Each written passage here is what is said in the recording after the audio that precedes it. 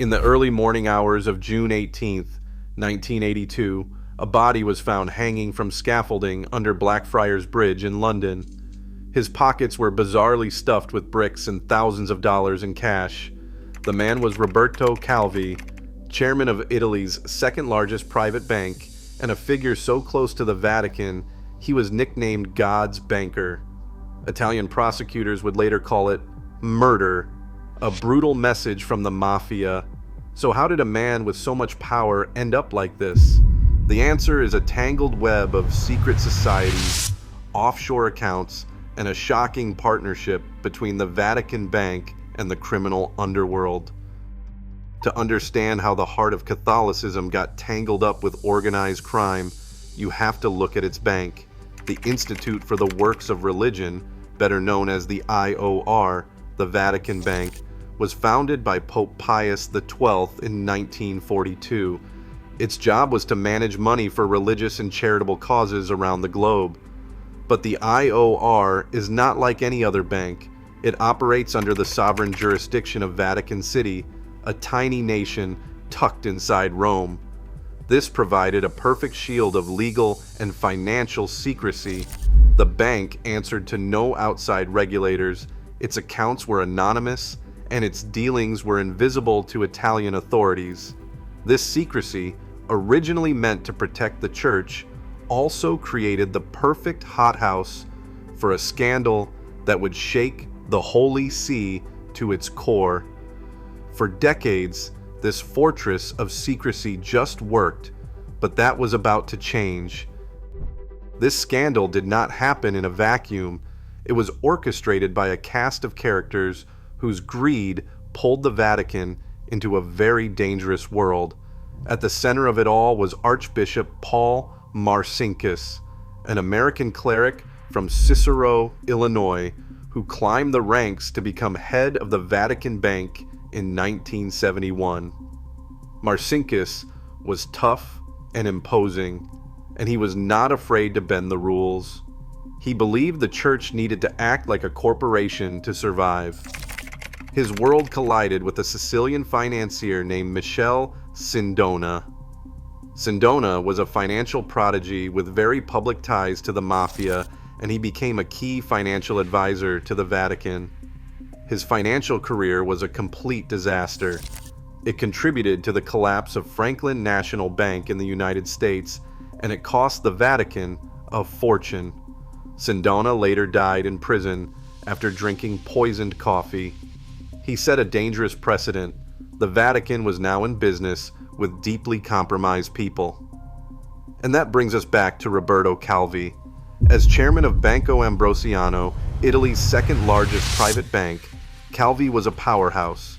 He built a close relationship with Marcinkus, which is how he earned the nickname God's banker. The Vatican Bank, led by Marcinkus, eventually became Banco Ambrosiano's biggest shareholder, forging a powerful and ultimately catastrophic alliance. Calvi was also a member of Propaganda Due, known as P2, a shadowy illegal Masonic lodge that connected Italy's elite, including politicians, spies, and military chiefs, in a network of corruption. This trio of power, the Vatican, high finance, and a secret political underworld, was a recipe for disaster.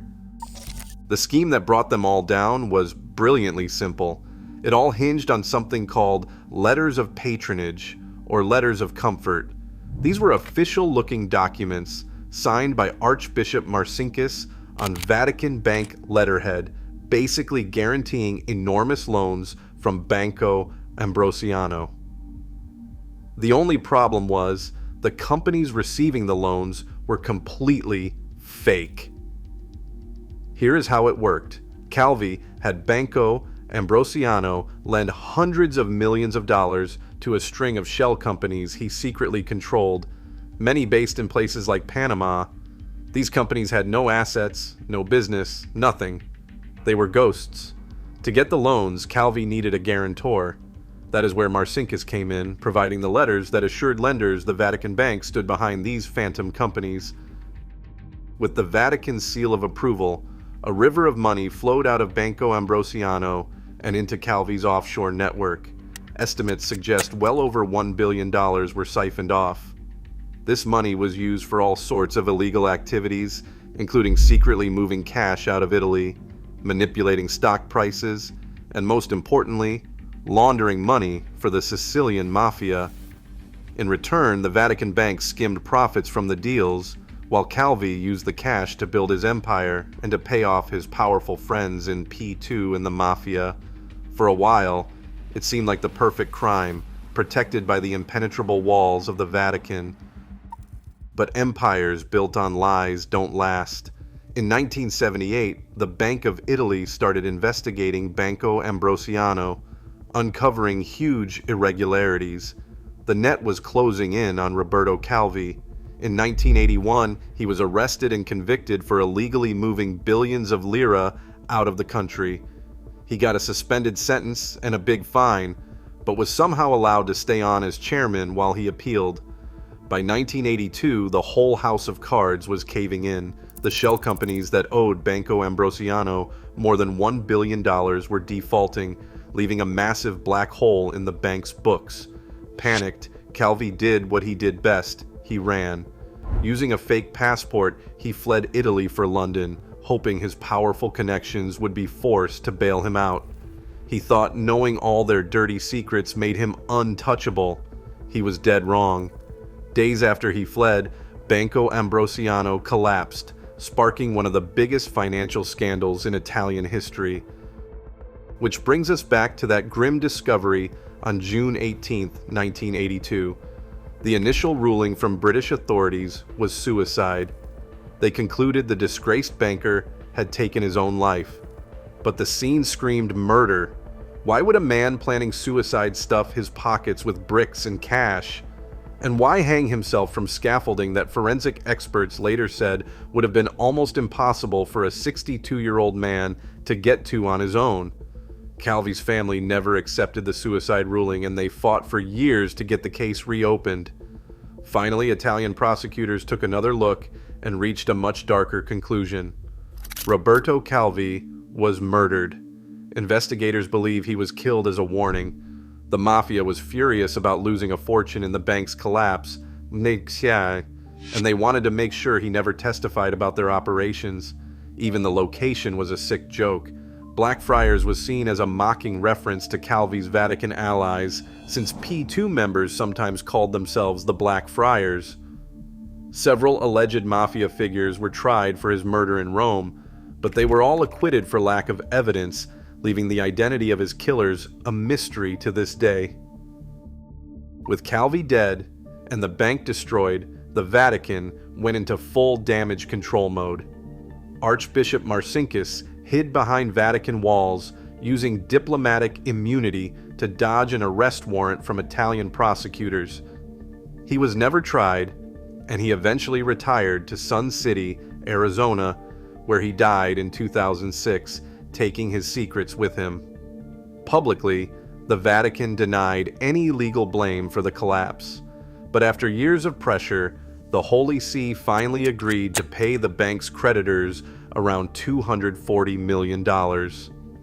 In a carefully worded statement, the Vatican called it not an admission of guilt, but a recognition of moral involvement. It was a quiet, expensive nod to the Church's role in a devastating partnership with the criminal underworld. The Banco Ambrosiano affair was not a one-off. It was just the most dramatic chapter in a long story of financial messes that has haunted the Vatican. More recently, a scandal over a luxury London property deal saw the Secretariat of State lose hundreds of millions of euros. A trial described as the trial of the century that followed led to the conviction of a cardinal and several financiers, once again showing a shocking lack of oversight at the highest levels.